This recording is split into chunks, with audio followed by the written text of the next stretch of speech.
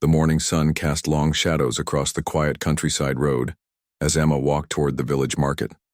Her worn leather bag bounced against her hip with each step, filled with fresh vegetables from her family's small farm.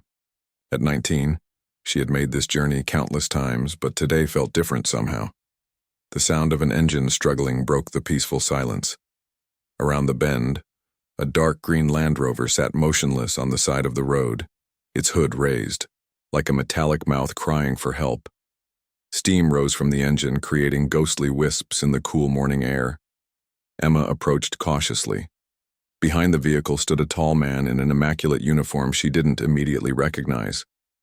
His dark hair was perfectly styled, and his posture suggested discipline and authority. He was staring at the engine with the look of someone who knew more about protocol than mechanics. "Excuse me," Emma called out, setting her bag down carefully. "Are you having trouble?" The man turned, and Emma noticed his striking blue eyes and the concern etched across his features. "I'm afraid so," he replied with a refined accent that seemed out of place on this rural road. "The engine has overheated, and I must admit, I'm not particularly skilled with automotive repairs." Emma smiled, wiping her hands on her simple cotton. "First, my father taught me a thing or two about engines. Mind if I take a look?" The stranger hesitated, clearly unused to accepting help from others, especially from a young woman in farming clothes. But desperation won over pride. "That would be most appreciated. I'm rather pressed for time." As Emma rolled up her sleeves and peered into the engine bay, she couldn't help but notice the man's nervous energy. He kept checking his watch and glancing down the road as if expecting someone. His uniform was clearly military, with polished buttons and crisp lines, but there was something more formal about it than the typical soldiers she'd seen in town. "The radiator hose has come loose," Emma diagnosed, pointing to the problem. "It's a simple fix, but you'll need some water to refill the system once I reconnect it." "Water?" the man repeated, looking around the empty countryside as if expecting a fountain to appear. Emma laughed softly. "There's a stream about 50 meters through those trees. I have a container in my bag." She rummaged through her belongings and produced a metal water bottle. This should do. As she worked on the engine, Emma found herself stealing glances at the mysterious stranger. Everything about him spoke of importance and responsibility far beyond his years, which couldn't be much more than her own. His hands were soft, clearly unaccustomed to manual labor, and he moved with the careful precision of someone always being watched. "You seem to know what you're doing," he observed, watching her work with genuine interest. "Growing up on a farm teaches you to be resourceful," Emma replied, tightening the loose connection. "We can't afford to call mechanics every time something breaks. My father always said that understanding how things work is the first step to fixing them when they don't." The man nodded thoughtfully. "Wise words. I'm afraid I've been somewhat sheltered from such practical knowledge." Emma found his honesty refreshing. Despite his formal manner of speaking and obvious education, there was no condescension in his voice. He seemed genuinely curious about her world, so different from his own. After retrieving water from the stream, Emma carefully refilled the radiator while the engine cooled. The man watched intently, as if memorizing each step of the process. His attention to detail was remarkable, and Emma found herself explaining each action more thoroughly than necessary. "There," she said finally, closing the hood with satisfaction. "That should get you where you need to go. Just keep an eye on the temperature gauge and don't push the engine too hard until you can get it properly serviced." The relief on the man's face was unmistakable. "I cannot thank you enough. You've quite literally saved the day." He reached into his jacket, presumably for his wallet, but Emma raised her hand to stop him. "No payment necessary," she said firmly. "Sometimes we all need a little help." As Emma gathered her things to continue toward the village, she noticed the man studying her with an intensity that made her slightly uncomfortable. His eyes seemed to linger on her hands, and she followed his gaze downward. There, on her right ring finger, sat her grandmother's antique ring. It was nothing elaborate, just a simple band with a small, intricate crest that had been passed down through generations of women in her family. The man's expression changed dramatically. The color drained from his face, and he took an involuntary step backward. His eyes darted between her face and the ring as if trying to solve an impossible puzzle. "That ring," he said quietly, his voice barely above a whisper. "Where did you get it?" Emma looked down at her grandmother's ring, then back at the pale stranger. His reaction was so intense that she instinctively took a step backward, suddenly aware of how isolated they were on this empty road. "It belonged to my grandmother," she said carefully, her voice betraying a hint of suspicion. "It's been in my family for generations." "Why do you ask?" The man seemed to struggle with himself, opening his mouth to speak several times before closing it again. Finally, he composed himself, though Emma could see his hands trembling slightly as he adjusted his uniform jacket. "Forgive me," he said, his formal tone returning but lacking its earlier confidence. "It's just, the design is quite unusual. I thought I might have seen it before." Emma studied his face, noting the way his eyes kept returning to the ring despite his attempt to appear casual. "It's just an old family heirloom. Nothing special, really." She twisted the ring nervously, a habit she'd developed whenever she felt uncomfortable. "Of course," the man replied quickly, but Emma could hear the uncertainty in his voice. "I should be going. My duties await." He moved toward the driver's door, then paused, turning back to face her. "I never properly introduced myself. I'm James Windsor." The surname struck Emma as familiar, though she couldn't place why. "Emma Carter," she replied politely. James nodded formally as if filing away her name for future reference. "Miss Carter, I want you to know that your kindness today will not be forgotten. Perhaps our paths will cross again." As Emma watched the Land Rover disappear around the bend, she couldn't shake the feeling that their meeting had been more than mere coincidence. The way James had looked at her ring suggested recognition, not mere curiosity. And there was something about his manner, the careful way he chose his words, that spoke of secrets and hidden meanings. She continued toward the village, but her mind remained focused on the strange encounter. The ring had never attracted such attention before. Her grandmother had always said it was special, but Emma had assumed she meant sentimentally, not literally. Now she found herself examining the small crest more carefully, wondering what secrets it might hold. The village market was bustling with its usual morning crowd when Emma arrived. She moved through the familiar routine of selling her family's produce, but her heart wasn't in it. Mrs. Henderson, who ran the neighboring stall, noticed her distraction. "You seem miles away today, dear," the older woman observed, counting coins into Emma's hand for a basket of tomatoes. "Just thinking about something strange that happened on the road," Emma replied absently. "Oh? Nothing dangerous, I hope." Emma shook her head, but before she could elaborate, she noticed a commotion near the village square. A small crowd had gathered around a newspaper vendor, their voices excited and animated. Curious, Emma left her stall in Mrs. Henderson's care and walked over to investigate. "What's all the excitement about?" she asked a local shopkeeper. "Haven't you heard?" the man replied, holding up a newspaper. "The young prince is making an official visit to the county next week. First time royalty has been in these parts in over 20 years. Emma's blood ran cold as she stared at the newspaper's front page. There, in a formal military portrait, was the unmistakable face of James Windsor. But the caption beneath the photo didn't call him simply James. It identified him as Prince James Alexander Windsor, heir apparent to the throne. The newspaper slipped from the shopkeeper's hands as Emma's world tilted on its axis. The stranger she had helped, the man who had stared at her ring with such recognition, was not just any member of the royal guard. He was the prince himself. "Miss, are you all right?" someone asked, but Emma barely heard them. Her mind was racing, trying to process the implications of what she had learned.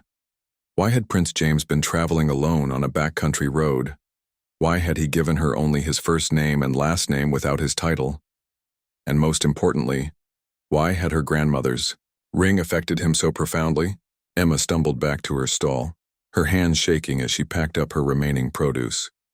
Mrs. Henderson watched with concern as Emma hurriedly gathered her belongings. "Emma, dear, you look like you've seen a ghost. I need to get home," Emma managed to say. "Can you tell the others I had to leave early?" The older woman nodded, though her expression remained worried. Emma thanked her quickly and set off down the road, her mind churning with questions and possibilities she didn't dare voice aloud. As she walked, Emma found herself looking over her shoulder repeatedly, half expecting to see the dark green land, Rover returning. The ring on her finger seemed to weigh more heavily now, as if the knowledge of Prince James's reaction had somehow changed its very nature. When she finally reached the small farmhouse she shared with her father, Emma paused at the garden gate. Her father was working in the vegetable patch, his weathered hands gentle with the young plants. He looked up as she approached, immediately noticing her distressed state. "Emma, what's wrong? You look pale as milk." Emma sank onto the wooden bench. Beside the garden, the newspaper still clutched in her hand. "Dad, I need to ask you something about grandmother's ring, about our family history." Her father straightened slowly, wiping dirt from his hands on his work apron. The look that crossed his face was one Emma had never seen before, a mixture of resignation and something that looked almost like fear. Emma's father sat down heavily beside her on the bench, his calloused hands clasped together in his lap. For a long moment he stared at the vegetable garden they had tended together for so many years, as if drawing strength from its familiar rows and seasons. "I wondered when this day would come," he said quietly. "Your grandmother always said the truth has a way of surfacing when the time is right." Emma felt her heart hammering against her ribs. "What truth, Dad? What aren't you telling me?" Her father reached over and gently took her hand, his thumb brushing across the antique ring. "This ring, Emma, it's not just a family heirloom. It's a seal. A very specific kind of seal that was given to only a handful of people in the entire kingdom's history." "What kind of seal?" Emma whispered, though part of her dreaded the answer.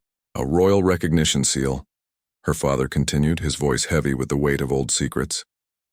"They were given to individuals who performed extraordinary service to the crown or to—" He paused, struggling with the words. "Or to those who had royal blood but couldn't publicly claim it." The world seemed to spin around Emma. "Royal blood? Dad, what are you saying?" Her father stood and walked to the edge of the garden, his back to her. "Your grandmother, Emma, she wasn't just a farmer's wife. She was born Lady Margaret Ashworth, daughter of Duke Henry Ashworth. But more than that, she was the illegitimate daughter of King Edward, Prince James's great-grandfather." Emma's hands began to shake uncontrollably. "That's impossible. Grandmother was she was ordinary. She lived here her whole life, worked the farm, raised you in this simple house."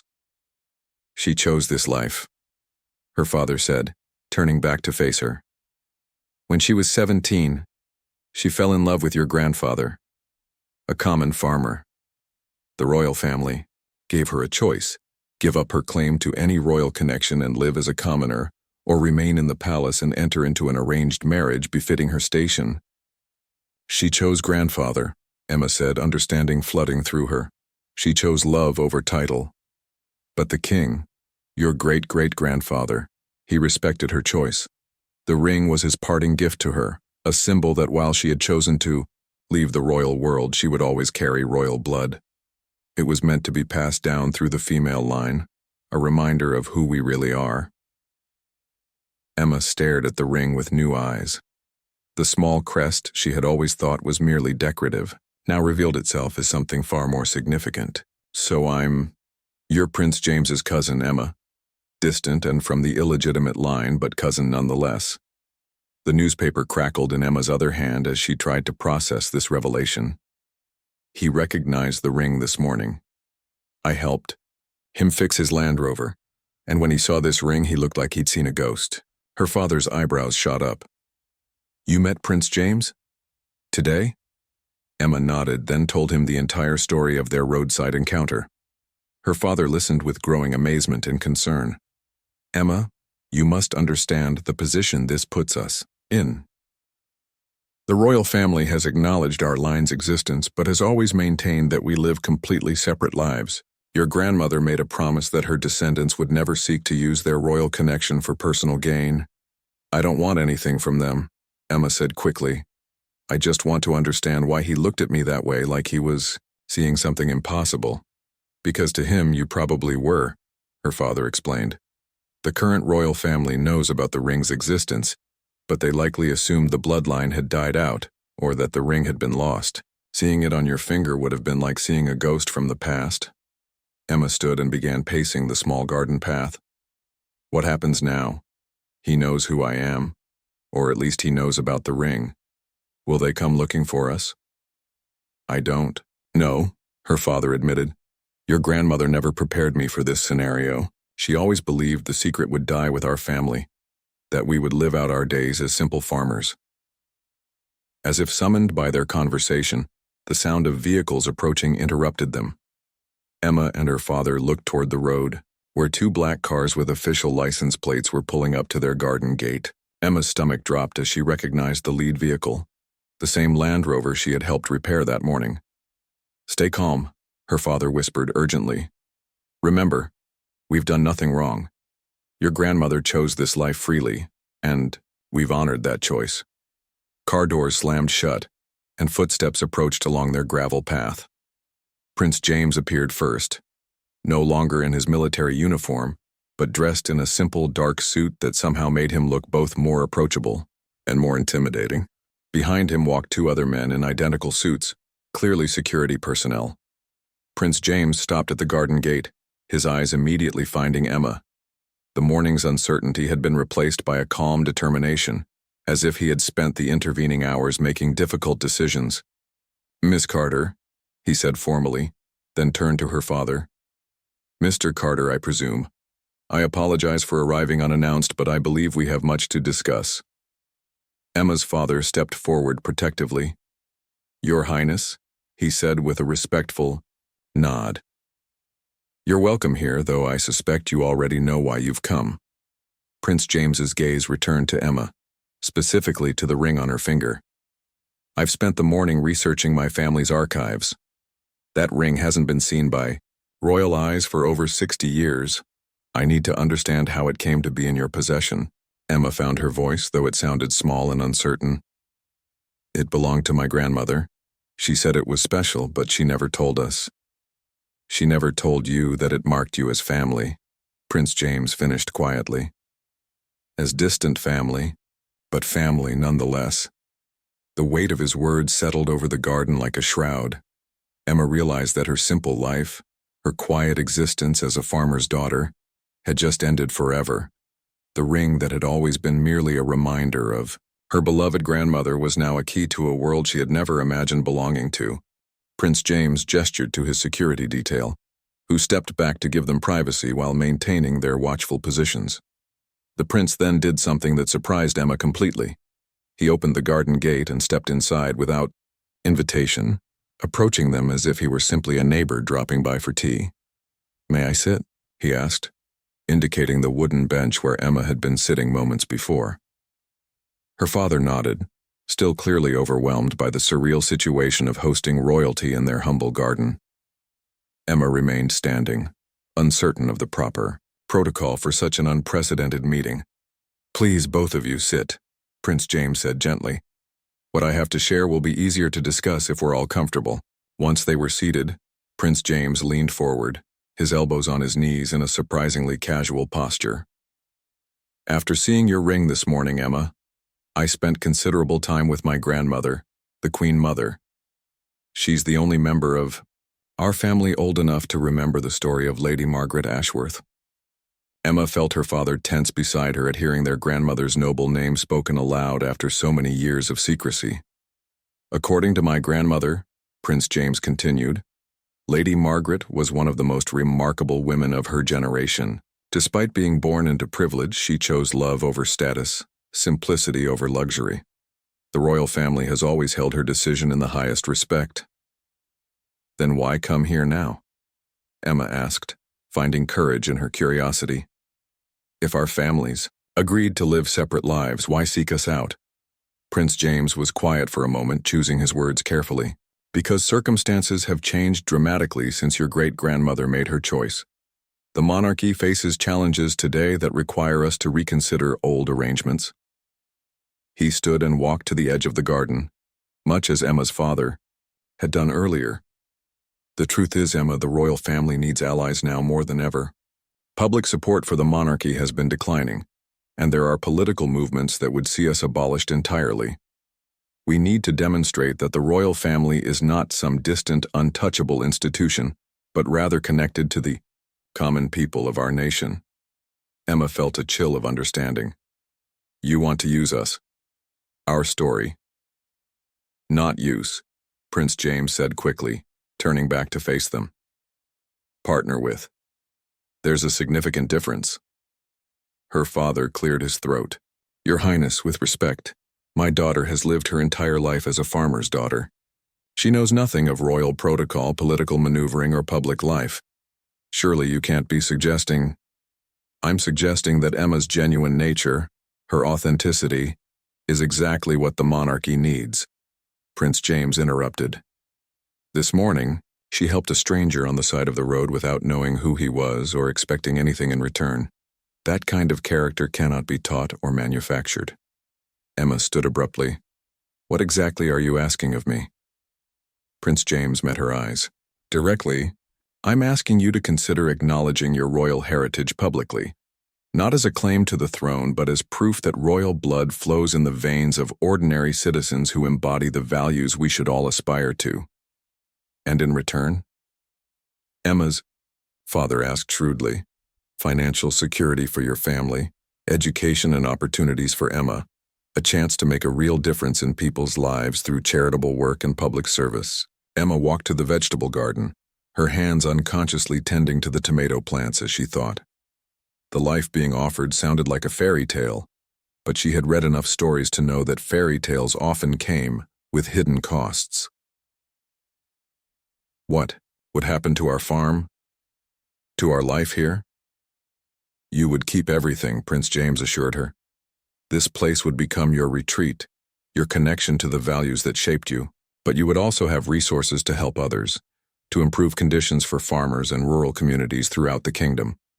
Emma's father joined her among the vegetables. Emma, this is your choice entirely.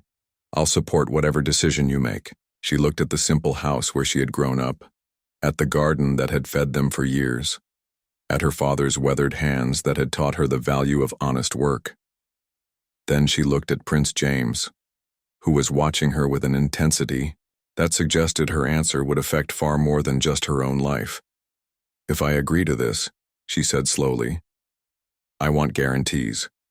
Written guarantees that my father will be cared for, that this farm will remain in our family forever, and that I won't be expected to become someone I'm not. Done, Prince James said immediately. And I want to understand everything before I agree to anything. No surprises, no hidden expectations. If I'm going to represent the monarchy in any capacity, I need to know exactly what that means. Prince James smiled for the first time since arriving, and Emma caught a glimpse of the man behind the title. You drive a hard bargain, Miss Carter. Very well. I propose this. Spend a week at the palace, meet with advisors, learn about royal duties and expectations. If at the end of that week you decide this life isn't for you, you return here and we never speak of this again. Emma looked at her father, who nodded encouragingly despite the worry in his eyes. 1 week, she said finally. But I go as myself, not as some potential princess. I wear my own clothes, speak my own mind, and make my own decisions. Agreed, Prince James said, extending his hand. Though I should warn you, Emma, once the public learns of your existence, your quiet life here will never be quite the same again. As Emma shook his hand, she felt the weight of her grandmother's ring pressing against her finger. Lady Margaret had chosen love over royalty, simplicity over status. Now Emma faced a different choice entirely, whether to bridge those two worlds or keep them forever separate. The decision, she realized, would not just change her own life, but potentially the future of the monarchy itself. 3 days later, Emma found herself standing in the grand entrance hall of the royal palace, feeling utterly out of place, despite Prince James's assurances.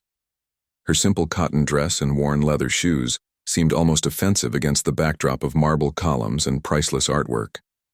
Every footstep echoed in the vast space, announcing her presence to invisible observers. Miss Carter, a stern-looking woman in an impeccable gray suit, approached her. "I am Lady Richardson, Protocol Advisor to His Royal Highness. I will be overseeing your orientation this week." Emma nodded politely, though she already disliked the woman's cold demeanor. "Thank you. I'm looking forward to learning." Lady Richardson's expression suggested she found this claim dubious. "Indeed. Well, we have much ground to cover. Your unique situation requires careful handling." As they walked through corridors, lined with portraits of long-dead royals, Emma couldn't help but search the painted faces for any resemblance to her grandmother. Lady Richardson maintained a running commentary on proper posture, appropriate conversation topics, and the numerous ways Emma could potentially embarrass the royal family.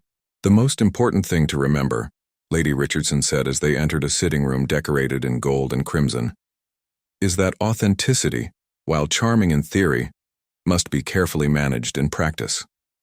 The public may appreciate your humble origins, but they also expect a certain level of refinement from anyone associated with the crown." Emma bristled at the implication. "Prince James specifically said he valued my genuine nature.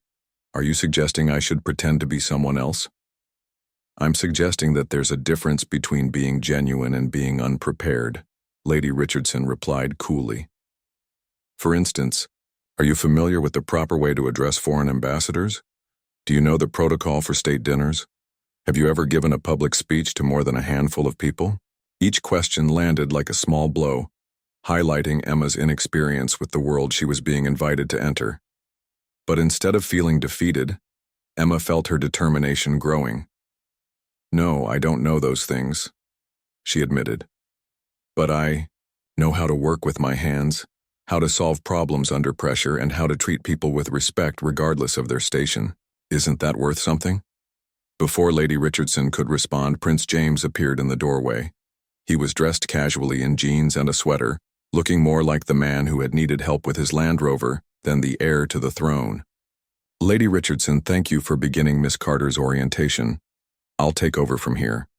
The protocol advisor's disapproval was evident, but she bowed slightly and withdrew. Prince James waited until her footsteps had faded before speaking. "Apologize for Lady Richardson's approach. She means well, but she sometimes forgets that protocol should serve people, not the other way around." Emma sank into one of the ornate chairs, suddenly exhausted. Maybe she's right, though. Maybe I don't belong in this world. I've been here 3 days and I feel like I'm pretending to be someone I'm not every moment. Prince James sat across from her, leaning forward with genuine concern. "What have they been teaching you? How to walk properly, how to hold a teacup, how to curtsy to various levels of dignitaries. This morning someone actually critiqued the way I butter bread." Emma laughed, but there was no humor in it. "I feel like I'm being trained to be a performing monkey." "That's not what we discussed," Prince James said firmly. "You were invited here to be yourself, not to become a carbon copy of every other royal." Emma looked around the opulent room. "But how can I be myself in a place like this? Everything here is designed to remind people of their place in the hierarchy. Even the furniture is intimidating." Prince James stood and extended his hand. "Come with me. I want to show you something." They left the formal sitting room and walked through a maze of corridors until Prince James opened a simple wooden door. Beyond it lay a modest apartment with comfortable furniture, books scattered on tables, and windows that looked out over a kitchen garden. "This is where I actually live," Prince James explained. "The formal rooms are for ceremonies and official functions, but this is home." Emma looked around with wonder. The space felt lived in and real, with family photographs on the mantelpiece and a coffee mug ring on the wooden table. "It's so normal." "That's the point," Prince James said. "The monarchy works best when it remembers its humanity. My grandmother, the Queen Mother, she taught me that ceremony has its place, but it shouldn't consume who you are." As if summoned by his words, an elderly woman appeared in the doorway. Emma recognized her immediately from official portraits, though the Queen Mother looked smaller and frailer in person than in her formal photographs. "James, dear, are you going to introduce me to our guest?" Prince James stood respectfully. "Grandmother, this is Emma Carter, Lady Margaret's great-granddaughter." The Queen Mother's eyes immediately went to Emma's ring and her face softened with memory. "My dear child, come here. Let me look at you." Emma approached nervously, unsure of the proper protocol for meeting the Queen Mother in such informal circumstances. But the elderly woman simply took her hands and studied her face with warm, intelligent eyes. "You have her spirit," the Queen Mother said softly. "Margaret was one of the most remarkable women I ever knew. She taught me that true nobility comes from character, not bloodline." "Did you know her well?" Emma asked. "She was like a sister to me when we were young. Her choice to leave the palace broke my heart. But I never stopped admiring her courage." The Queen Mother still held Emma's hands. "Tell me, child, what do you think of our world so far?" Emma glanced at Prince James, then decided to be honest. "It's overwhelming. Beautiful, but overwhelming. And I'm not sure there's a place in it for someone like me." The Queen Mother smiled. "Margaret said almost the exact same thing the first time I brought her to this apartment. She felt like she was drowning in protocol and ceremony. But you know what I told her?" Emma shook her head. "I told her that the monarchy doesn't need more people who fit perfectly into the existing mold. It needs people who can help reshape that mold into something better, something more connected to the people we serve." The elderly woman released Emma's hands and moved to a photo on the mantelpiece. It showed a young woman in simple clothes, standing in a garden laughing at something beyond the camera's view. "That's your great-grandmother," the Queen Mother said. "Taken the day before she left the palace. She looks happy, doesn't she?" Emma stared at the photograph, seeing her own eyes reflected in her ancestor's face. "She looks free." "Exactly. And that freedom, that authenticity, is what the monarchy needs now more than ever. Not someone who can perform all the correct gestures, but someone who can remind us why those gestures matter in the first place." 2 months later, Emma stood before a crowd of 300 farmers and their families in the village square, where she had learned of Prince James's true identity. But this time she wasn't discovering secrets. She was sharing her story with the world. The official announcement of her royal heritage had caused a media sensation that lasted for weeks. Photographers had camped outside the farm, reporters had tried to interview anyone who had ever spoken to her, and suddenly every moment of her ordinary life had become a matter of public interest. But today was different. Today, Emma was launching the Rural Heritage Foundation, a charitable organization dedicated to supporting farming communities and preserving agricultural traditions. It was her idea, developed during long conversations with Prince James about how to use her unique position to make a real difference. "When I was growing up," Emma said into the microphone, her voice carrying clearly across the crowd, "my father taught me that the land doesn't care about your title or your bank account. It only cares about whether you're willing to work hard and treat it with respect." She paused, looking out at faces she had known her entire life. Mrs. Henderson from the market stall beamed proudly from the front row. Her father stood nearby wearing his best suit and looking overwhelmed by the transformation of his quiet daughter into a public figure. "I never imagined that helping a stranger fix his car would lead me here," Emma continued, drawing chuckles from the crowd who had heard the story repeated endlessly in the media. "But I've learned that sometimes the most important moments in our lives come disguised as ordinary encounters." Prince James watched from the side of the platform, no longer the formal figure she had first met, but a true partner in the work they were building together. Their relationship had evolved from distant cousins to collaborators to something deeper that neither of them had quite defined yet. "The royal family has provided seed funding for this foundation," Emma announced. "But its success will depend on all of us working together. This isn't about charity handed down from above, it's about recognizing that rural communities are the foundation of our nation's strength." The crowd erupted in applause, and Emma felt a surge of confidence that had been building steadily over the past 2 months. She had learned to navigate the complexities of royal protocol while staying true to her values, finding ways to honor tradition while pushing for meaningful change. After the ceremony, as the crowd dispersed and the media packed up their equipment, Emma found herself alone with Prince James in the garden, where their strange partnership had begun. "Any regrets?" he asked, settling onto the familiar wooden bench. Emma considered the question seriously. Her life had changed in ways she could never have imagined.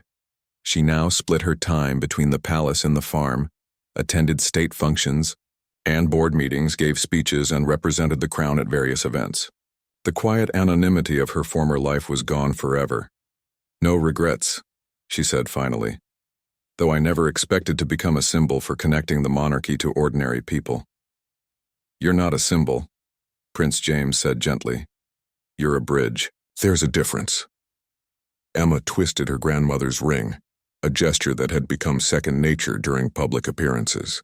Sometimes I wonder what she would think of all this, whether she would approve of my choice to embrace the royal connection she gave up. "I think she would be proud," Prince James replied. "You found a way to honor both sides of your heritage, the royal blood and the common values. That's not easy to do." Emma looked toward the farmhouse where her father was preparing dinner, insisting on maintaining their family traditions despite all the changes surrounding them. The simple ritual of sharing a home-cooked meal had become more precious than any state banquet. "There's something I need to tell you," Prince James said, his tone becoming more serious. "The Prime Minister has been asking questions about your role in the monarchy. Some members of Parliament are concerned about the precedent we're setting by acknowledging distant royal bloodlines." Emma felt a familiar knot of anxiety in her stomach. "Are they trying to end our arrangement?" "Quite the opposite, actually," Prince James said with a slight smile. "They want to formalize it. The palace has been receiving unprecedented positive response from the public about your work with the foundation. Your approval ratings are higher than mine." Emma laughed, despite her nervousness. "I have approval ratings now? That's terrifying." "The point is, Emma, you've proven that authenticity resonates with people in ways that traditional royal protocol sometimes can't achieve. The government wants to create an official position for you, something like Royal Ambassador for Rural Affairs." Emma was quiet for a long moment, processing the implications. An official role would mean even more public scrutiny, more responsibilities, more time away from the simple life she still treasured. What would that mean exactly? It would mean acknowledging that what we've been doing these past 2 months isn't just a temporary experiment. It would be a permanent commitment to using your position to advocate for causes you care about, to represent the monarchy in a new way. Emma stood and walked to the edge of the garden, looking out over the fields that had shaped her understanding of hard work and honest living. In the distance, she could see the road where she had first encountered Prince James, where a simple act of kindness had changed the course of both their lives. "And what about us?" she asked quietly. "This partnership we've built, would that change too?" Prince James joined her at the garden's edge. "That depends on what you want it to become." Emma turned to face him, seeing not the prince or the heir to the throne, but the man who had spent the last 2 months learning to see the world through her eyes, just as she had learned to navigate his. "I want it to be real," she said simply. "Not just a working relationship or a political alliance. Real." Prince James smiled, the genuine expression she had come to treasure above all his formal courtesy. "Then we'll make it real. All of it. The work, the partnership, us." As the sun set over the garden where her grandmother had once chosen love over status, Emma made her own choice. She would accept the official role, embrace the responsibility, and help reshape what it meant to serve the crown in a modern world. But she would do it as herself, Emma Carter, farmer's daughter, royal cousin, and bridge between 2 worlds that had been kept apart for too long. The ring on her finger caught the last rays of sunlight, no longer a symbol of hidden heritage, but a reminder that sometimes the most profound changes begin with the smallest acts of kindness between strangers on an empty road. 3 years later, as Emma prepared to announce her engagement to Prince James in the same village square where she had launched her foundation, she reflected on how perfectly her great-grandmother's Choice had prepared the way for her own. Lady Margaret had chosen love over duty, but Emma had found a way to choose both. The monarchy would never be the same, and neither would she. But as she looked out at the faces of people who had supported her journey from farmer's daughter to royal advocate, Emma knew that some changes were worth every challenge they brought. The future stretched ahead, full of possibilities that honored both tradition and transformation, proving that the most powerful revolutions often begin not with grand gestures but with simple human connections that bridge the distances between different worlds.